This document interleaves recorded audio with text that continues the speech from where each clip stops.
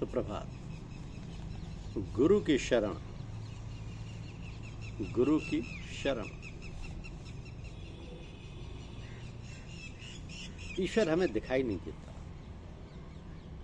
जबकि ईश्वर हमारे भीतर वास करता है, ये सत्य है। परंतु वो हमें इसलिए दिखाई नहीं देता क्योंकि हमारे भीतर विषय विकारों बुरे ख्यालों का अंधकार है। जब अंधकार प्रकाश में परिवर्तित हो जाएगा तो ईश्वर साक्षात भीतर नजर आने लगेगा। जैसा कि हम एक कमरे में बैठे हैं और लाइट जल रही है तो दूसरे को देख सकते हैं। यदि लाइट बंद कर दी जाए तो अंधकार के सिवाय कुछ नजर नहीं आएगा। तो हम एक दूसरे को देखने में असमर्थ होंगे। इसका अर्थ ये नहीं कि हम कमरे में हैं ही नहीं, हम मौजूद हैं पर कुछ देख नहीं पा रहे। इसी प्रकार ईश्वर भी हमारे भीतर है। आवश्यकता है केवल अंधकार को मिटाने की, जिससे कि शरीर रूपी मंदिर में मूर्ति स्वरूप ईश्वर भली भांति नजर आए। अब प्रश्न उठता है कि हम इस अंधकार को मिटाकर किस प्रकार अपने अंदर प्रकाश पैदा करें। इसके लिए उत्तम कार्य गुरु कृपा की आवश्यकता है। ईश्वर एवं कुदरत के बनाए गए असूलों और नियमों के विरुद्ध किया गया सभी कार्य गलत होता है और अंधकार की ओर ले जाने वाला होता है।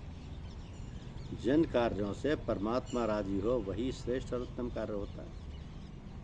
तो जो हमें प्रकाश की ओर ले जाता है, ये कार्य उतना आसान नहीं है जब तक हम गुरुमुख होकर सच्चे मन से गुरु शरण में ना जाए। गुरु शरण का अर्थ है गुरु चरणों में अपने आप को समर्पित कर देना। तो हम सभी गुरु शरण में तो बैठे हैं, परंतु इनमें से कुछ लोगों को ही गुरु शरण का वास्तविक ज्ञान है। ज़्यादातर लोग गुरु शरण में इसलिए आते हैं कि मुक्ति मिल जाए और हमारे सभी कष्ट दूर हो जाए तथा हम सुखपूर्वक अपना जीवन व्यतीत करते रहें।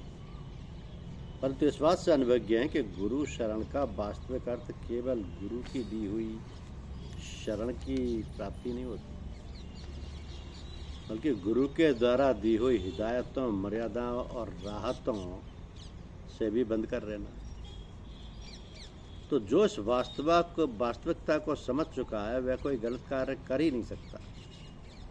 परंतु जो केवल बाहरी तौर से गुरु शरण में जुड़ा है और भीतर सुख चिंतन में तथा निज कार्य सिद्धि में संलग्न है, उसके लिए पूर्ण सफलता कैसे संभव है।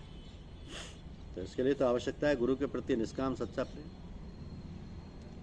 बिना प्रेम के ना तो वास्तविक गुरु शरण की प्राप्ति संभव है और ना ईश्वर दर्शन या आत्मज्ञान। स्वामी राम तीर्थ कहते हैं कि प्रेम एक आत्मीयता है, अंतरंगता है, एक विश्वास है, एक शक्ति है, जीवन के लिए एक सार्थक प्रेरणा है। प्रेम बंधन नहीं है, मुक्ति है।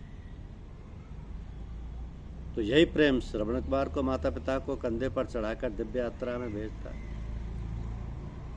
और यही प्रेम राम को वनवास के लिए अनुप्रेरित करता है। भारत प्रेम और पति प्रेम लक्ष्मण और सीता को राम का सहचर बनाने के लिए घोषित करता है, अग्रेसित करता है और ध्रुव को अनंत यात्रा के लिए अनुप्राणित करता है। तो प्रेम का अद्भुत समर्पण तुलसीदास, कबीरदास, सूरदास, मीरा, चैतन्य महाप्रभु आदि को व्यष्टि से समष्टि की ओर बरबस ठेल देता है।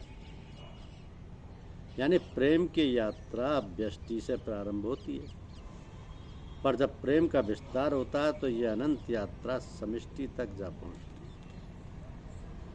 इसलिए कहा गया कि प्रिय माँ कर्ण देवेशु प्रियम राजसु तस्कभी प्रियम सर्वस्व पश्यते उत शूद्रे उत आर। अर्थात संसार का कोई भी प्राणी क्यों न हो, हम सभी के प्रिय बने, विश्वव्यापी प्रेम की स्थापना हो। प्रेम इसलिए अंधा कहलाता है, प्रेम देख ही नहीं पाता कि कौन शूद्र है, कौन आर्य है, कौन ब्राह्मण है। बस सभी प्रेम से रहें। धन्यवाद।